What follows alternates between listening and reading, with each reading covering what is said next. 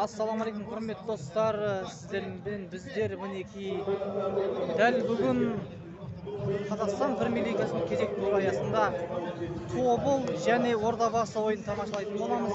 Мінекей тобылдың ойыншылары да тыңғылықты дайындалуда. Бүгін бұл жігіттер өте керемет, өте қиын ойын күтіп тұр. Өйткені ордабасы дәл қазір бірінші орында келген команда. Сол үшін құрметті достар, бүгінгі ойында тобыл мінекей өз алаңында ордабасына жеңеді деген ойдамыз.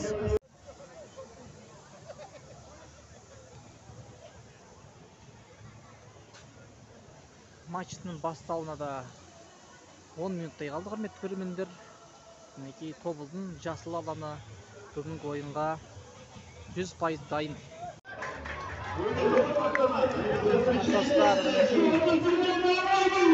тобыл ордабасы ойыншылары алаңға беттеп жатыр.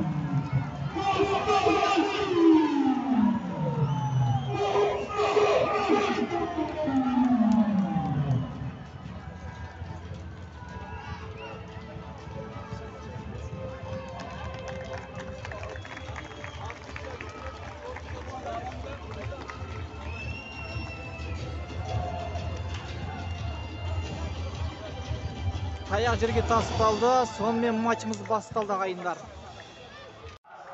Сонымен құрметті көрермендер, мінекей көптен күткен тамашада қызықты ойынымыз басталды.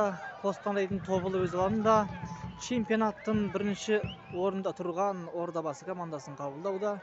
Мінекей сонымен тобыл ойыншылары ордабасы қақпасына жаймен деп жақындап жатыр.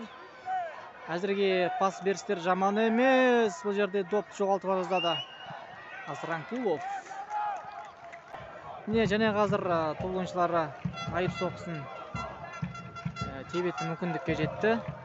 Және бұл ордабасының қақпасына туатын осы ойындағы алғашқы қауіпті сәт.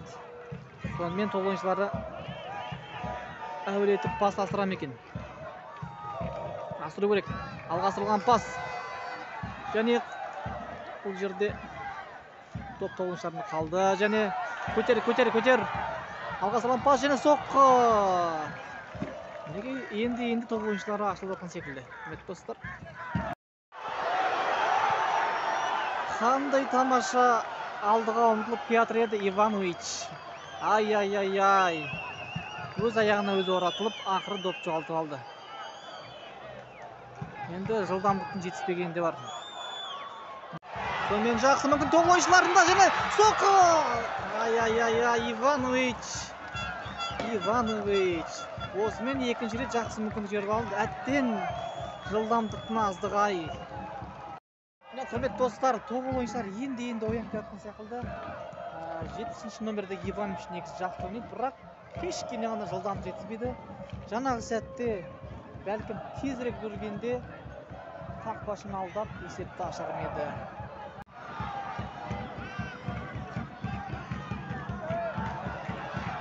Деген тобыл ойыншылары мінекей теп беренді соққы, қақпадан ескетті. Әлсіз соққы болды және бұл жерде бұрыштама добы ма?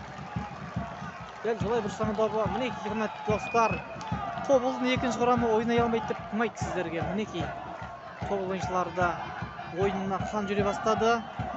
Енді осы темірді қызған кезде бас дегендей, осы сәтте тобыл ойыншылары бір гол салатын болса, нұр үстіне нұр болады.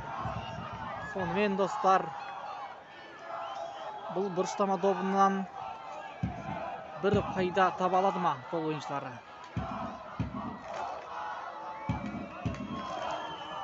Допта Иванович. Иванович мырзаның астырған добы және бұл жерде тобыл ойыншылары. Ай. Қол болған жоқ бұл жерде. Қол болған жоқ па бұл жерде? Бірақ төрешілеріңіз қараған сөз топ ойыншыларында осы шабуыл түйіндеу керек. Жоқ, топ жоғалтып жатыр. Және ордабасы ойыншылары бірге бір бұл Астанов болу керек. Жоқ, Астанов емес. Тамаша. Тобылды бұл жерде құдай сақтады мінекей. Қарымта шабуылда ордабасы ойыншылары гол соғып бере жаздады. Сонымен құрметті достар, мінекей екінші таймда басталды. Енді тобыл ойыншыларының екінші таймда жақсы өнер көрсетуін сұраймыз. Жаңа ғана Серікжан Мұжықов команда капитаны киініп жатқанын көрдік. Бұйырса Серікжан Мұжықов алаңға шығатын болады. Өйткені алаңда Тобылдың қосалқы құрамасы ойнап жатыр. Ал жаңағы ел құрамынан біреу шығатын болса, оның өзі үлкен плюс болып есептеледі. Құрметті достар, тура жаңа ғана Тобылдың 51-ші нөмірінде жақсы мүмкіндік болды. Және де мінекей Бағдат Қайыров бастаған жігіттер алаңға шығуға дайындалуда. Ендеше Қайыровты және Мұжықовты алаңда күтеміз. Және Тобылдың кезекті айып соққысы. Ивановичтің алға астырған пасы және бұл жерде Тобылдың. Ай! Данияр, қандай керемет мүмкіндік. Өте жақын болды, тамаша. Осы баппен Тобыл ойыншылары гол соғуға жақындап келе жатыр. Мінекей Данияр Семченков секілді жас жалынды ойыншылар гол соғуға ұмытылуда, бірақ әзірге сәттілік жолдас болмай тұр Тобылға. Дегенмен ойынның әлі де 58-ші минуттары Тобылдан біздер гол күтеміз міндетті түрде. Наурызым ауданы сәттілік.